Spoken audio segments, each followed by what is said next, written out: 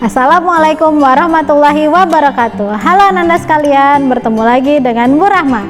Nah, pada kali ini kita akan mempelajari materi mengenai pembelajaran berbasis audio dan video. Kuy kita bahas. Nah, yang pertama, literasi audio dan video. Literasi audio adalah penggabungan antara kemampuan untuk mendengar dan menyimak secara bersamaan. Belajar untuk mendengarkan dengan seksama merupakan suatu keterampilan yang dibutuhkan oleh siswa dan dapat diperoleh dengan cara berlatih untuk mengembangkan keterampilan-keterampilan yang dibutuhkan di abad 21 sehingga pembelajaran menjadi lebih bermakna. Terdapat beberapa faktor yang menentukan apakah siswa mampu belajar menggunakan audio sebagai sumber belajar. Yang pertama, volume dari audio yang digunakan tidak boleh terlalu kecil ataupun terlalu besar. Jika audio yang digunakan volumenya terlalu kecil, maka siswa akan kesulitan untuk menangkap makna dari audio tersebut. Jika terlalu besar, maka siswa akan berhenti mendengarkan audio karena suaranya yang membuat indera pendengaran menjadi tidak nyaman.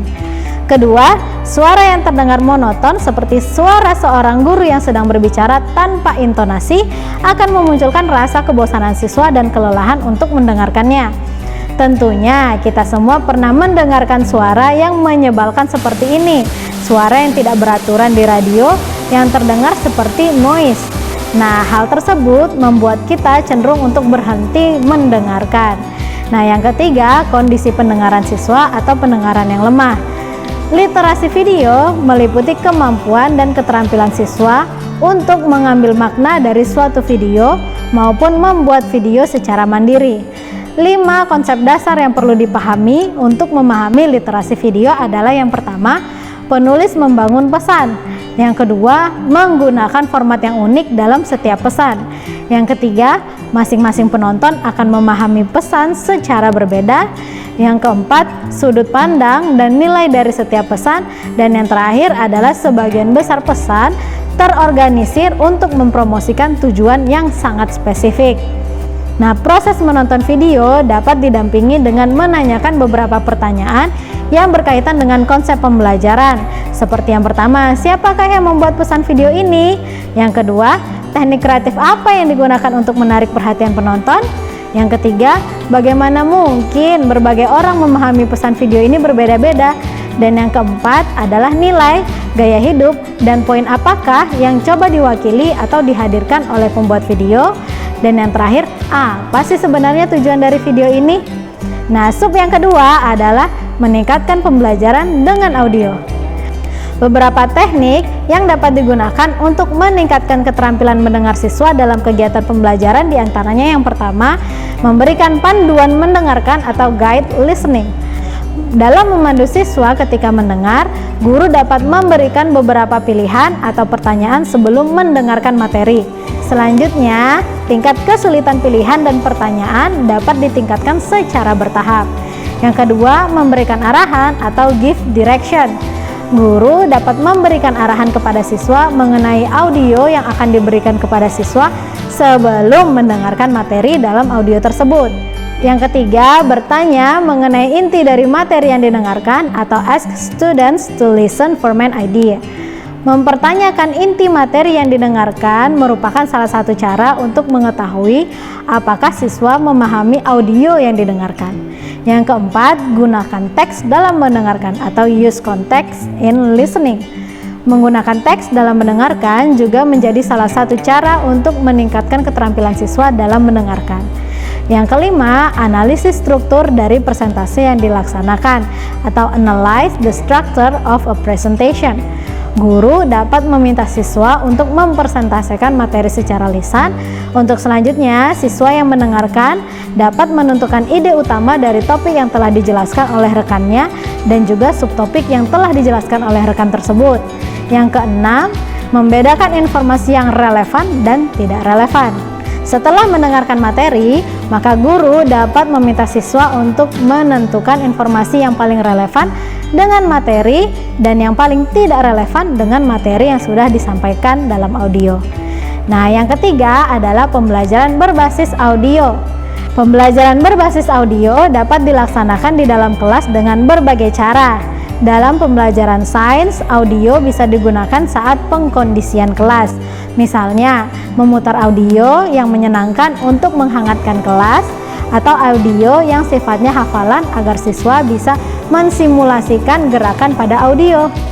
Tidak hanya itu, guru dapat merekam materi yang akan dibahas terlebih dahulu dan memutar audionya pada kegiatan pembelajaran.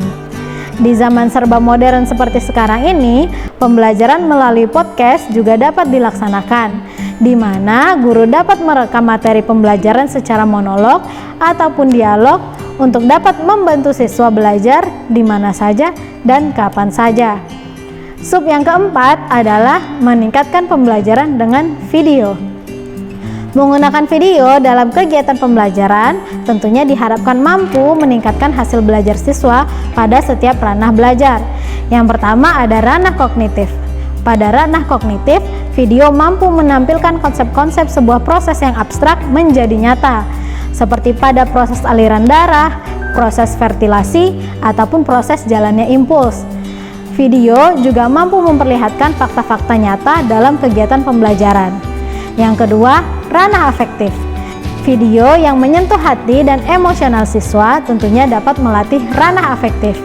Bintang utama pada video dan kesan dramatis dapat mempengaruhi sikap siswa dalam kehidupan sehari-hari. Oleh karena itu, video sebaiknya mampu membantu siswa dalam melatih kemampuan siswa secara afektif dan juga sikap sosial. Nah, yang ketiga, ranah psikomotor. Video merupakan media pembelajaran yang sangat baik untuk memperlihatkan dan memvisualisasikan kepada siswa suatu proses yang melibatkan keterampilan motorik siswa. Demonstrasi kemampuan psikomotor biasanya lebih mudah terlihat dengan menggunakan media visual dibandingkan secara langsung. Hal tersebut diakibatkan kecanggihan dari teknologi saat sekarang ini. Yang keempat dan yang terakhir adalah ranah interpersonal. Menonton video bersama, baik dari grup yang berbeda dan juga terdiri dari beberapa siswa, dapat membangun dasar pengetahuan siswa mengenai pengalaman pada video untuk dilakukannya diskusi. Ketika siswa melatih kemampuan interpersonal seperti menghadapi suatu permasalahan atau permasalahan teman sebaya, siswa dapat mengamati sikap teman lainnya pada video yang ditampilkan ataupun video yang berupa demonstrasi dan juga analisis. Yang kelima adalah pembelajaran berbasis video. Nah, dalam kegiatan pembelajaran berbasis video, terdapat beberapa tipe video yang sesuai untuk pembelajaran. Di antaranya, yang pertama, video dokumenter. Video dokumenter merupakan media utama untuk mendokumentasikan peristiwa nyata ataupun mengulang kembali peristiwa yang terjadi dan membawa peristiwa nyata tersebut ke dalam kelas. Yang kedua, drama. Tidak hanya melalui video dokumenter, pada dasarnya pembelajaran dapat dilaksanakan melalui menampilkan video fiksi seperti drama.